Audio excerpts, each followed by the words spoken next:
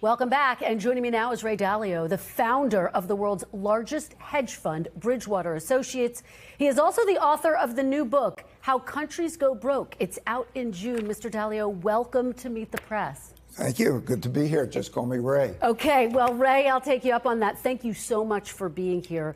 We really appreciate your perspective. As I just said, you did found the world's largest hedge fund. You have been in this field for more than 50 years. It's worth pointing out to our viewers, I think it's important to note you consider yourself to be apolitical, and you say that the tariff problem is a symptom of a much greater problem. What do you mean by that? There's a financial problem. There's an imbalance problem. There are basically five big forces through history that drive everything. First, there's the money, credit, debt, economic cycle in which there's a building up of debt in a cyclical way that becomes too large, and we're going to have problems. We're going to have a government debt problem. Maybe we can get into this. The second big force through time is the internal conflict force, the left and the right, differences in wealth and values causing a conflict that we're seeing it changing our political order. So the first is changing our monetary order. The second is changing our political order internally. And then the third is the great world order, how countries deal with each other. When there's a rising power challenging the existing power, and now we are going from multilateralism, which is largely an American world order type of thing, to a unilateral world order in which there's great conflict. And the other two factors all through history have been acts of nature, droughts, floods, and pandemics. And number four is technology changing. And how they are coming together are the main forces behind this. For example, there can't be imbalances anymore in that environment. Do you think that President Trump's tariffs are exacerbating what you are describing, this complicated mix of challenges that the world is facing? I think it's just a function of how well they're handled. You know, it's a reality that it's a desire to bring in tax revenue from that. It's a reality that we would like to build manufacturing and jobs here. This is a reality. That's how that's done, whether that's done in a practical way, whether that's done in a stable way, whether that's done with quality negotiations in which that's a mutual problem, or whether that's done in a chaotic and disruptive way that produces great conflict, makes all the difference in the world. Based on what you're seeing right now, do you think that these tariffs are being carried out in a practical way or a chaotic way?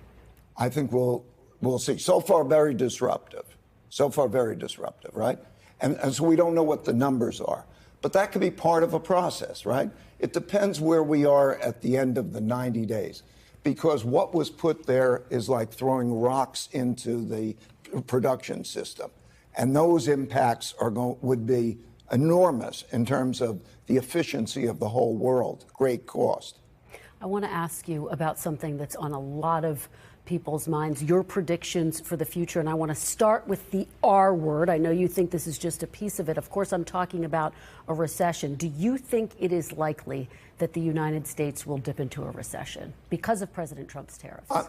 I think that right now we are at a decision-making point and very close to a recession. And I'm worried about something worse than a recession if this isn't handled well. A recession is 2 negative quarters of GDP, and whether it goes slightly there, we always have those things. We have something that's much more profound.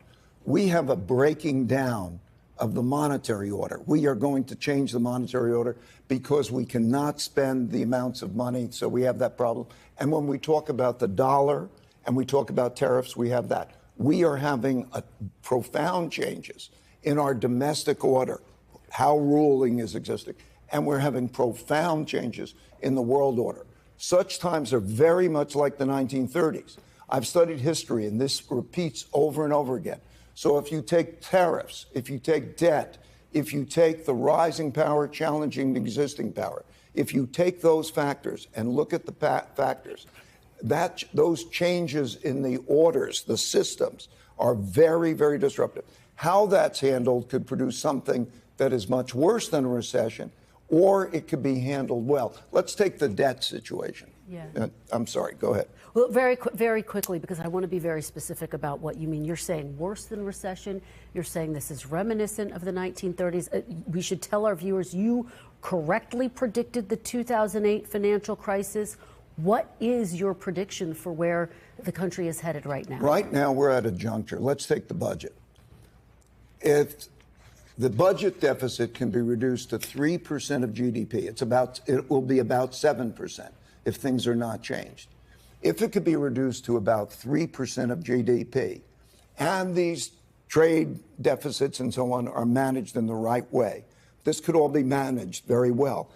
I believe that members of Congress should take the pledge, what I call the 3% pledge, that in one way or another, that they will get that budget deficit down to that number. If they don't, we're going to have a supply-demand problem for debt at the same time as we have these other problems. And the results of that will be worse than a normal recession. So, and just to follow up on that point, worse than a recession, you're talking about the 1930s. What specifically are you warning of? Are you saying that it could be as bad as a depression? What's your biggest fear? The value of money. What is a storehold of wealth? That is a bond. In other words, one man's debt is another man's assets, bondholders.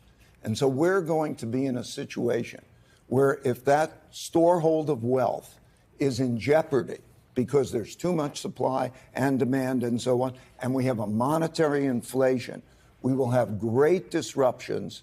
And that could be like the breakdown of the monetary system in 71. It could be like 2008. It's going to be very severe. I think it could be more severe than those if these other matters simultaneously occur.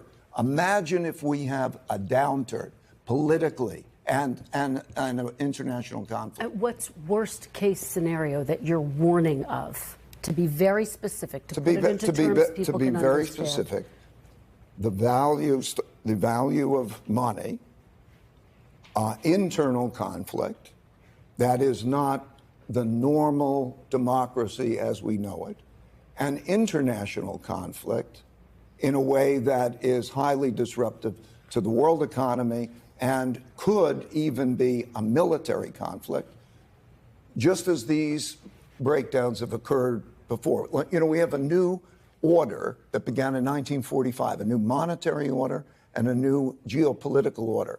And these go in cycles that can be measured. And I worry about the breakdown of that kind of an order, particularly since it doesn't need to happen, because there are certain things that could be done in which this is a better restructuring of these debts and actions taken. So that takes me to my next question. You have this book, How Countries Go Broke, The Big Cycle. What is the solution here? Well, there are a series of solutions, but let's take the most important. And we have 1 minute. 1 minute. Okay.